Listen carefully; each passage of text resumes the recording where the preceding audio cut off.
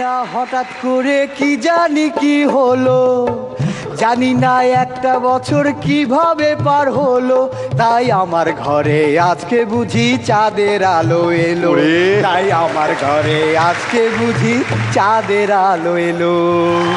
আসসালামু আলাইকুম। শ্বশুর আব্বা আমার এসে কইলো, তোমার শাশুড়ি তো টেনশনে একবারে মৃত্যু পথযাত্রী। আমি কইলাম যাত্রা শুভ হোক।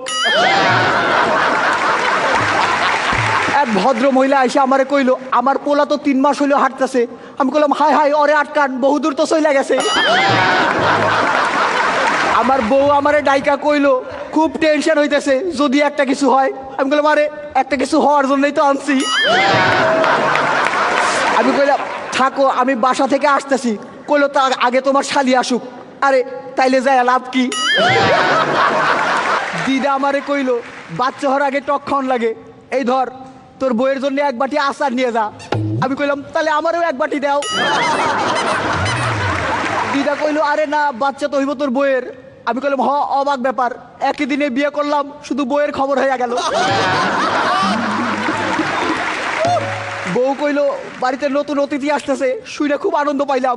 পরদিন দেখি শ্বশুর শাশুড়ি চলে আসছে। পাশের ঘর থেকে শালিকা এসে আমারে কইলো, দুলা ভাই আমি কিন্তু বইনরে সারা রাইতে ঘুমাইতে পারি না। আমি কইলাম হ, আমিও।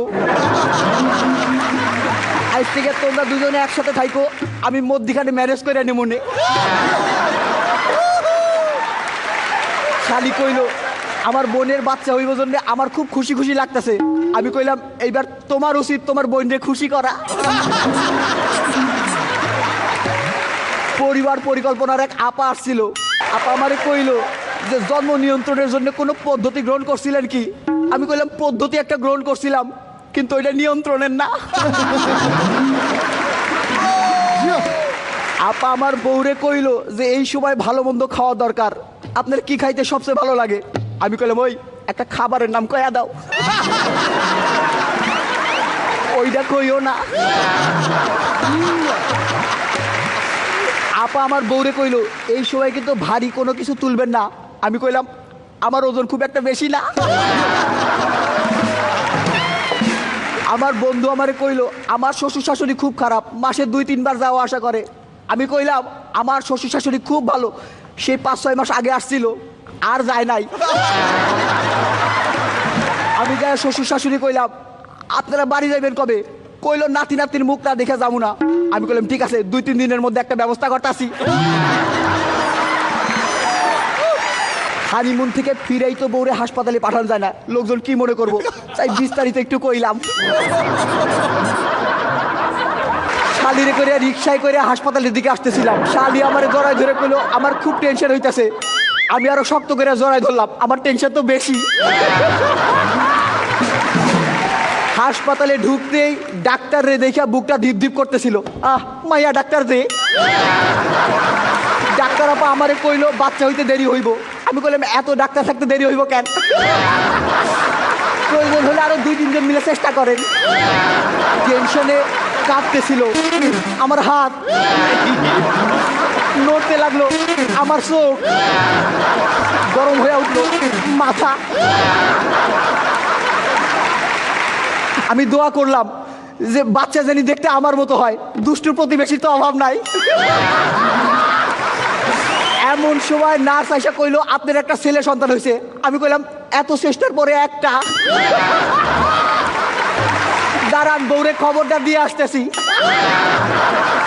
যাই বাচ্চারে তো দেখে অবাক, এতদিন পরে হইলো, তাও এত ছোট।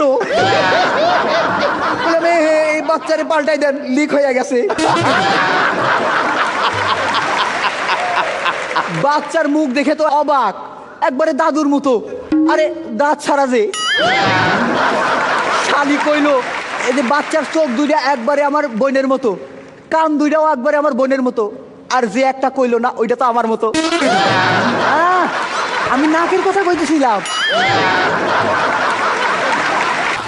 আমার যে ছেলে সন্তান হয়েছে এইটা শুনেই বিশ্বাস করেন। একটা ছোট্ট প্রমাণ আছে, কিন্তু তা দেখাতে পারবো না। আরে ছবিটা যে নিয়ে আসি নাই। শ্বশুর শাশুড়ি কইলো একটা ভালো ছেলে খুঁজতেছি, ছোট মেয়েটারে এবার বিয়ে দিয়ে দিব। আমি কইলাম আরেকটা ভালো ছেলে খুঁজেন, আমার দ্বারাও বিয়ে দিব। পরিবার পরিকল্পনার পয়সা কইলো, ভাইজান এই ভাবির স্বাস্থ্য খুব একটা ভালো না, এখন আর বাচ্চা কাচ্চা নিয়েন না। আমি বললাম তা ঠিক আছে, কিন্তু যাদের স্বাস্থ্য ভালো তারা তো আর শুনবো না। বলে শোনেন, 2 বাচ্চার মধ্যে দূরত্ব রাখা দরকার। আমি বললাম ঠিক আছে, বাচ্চা আরেকটা হইলে 2টারে 2 জায়গায় পাঠাই দেবো। বলে শোনেন, বাচ্চার পুষ্টির জন্য মায়ের ভালো মন্দ খাওয়া দরকার। আমি বললাম এই তো মেয়ে মানুষ বলে পক্ষপাতিত্ব করলেন। ছেলে হলে বলতেন বাচ্চার পুষ্টির জন্য বাবার ভালো মন্দ খাওয়া দরকার। আর সারাদিন ধরে বউ বলতেছে আজ পারফরমেন্স যেন ভালো হয়। আমি কইলাম অনেকদিন পর তো, ঠিক আছে চেষ্টা করুম নেই, আজকের মতো আসতেছি, আসি।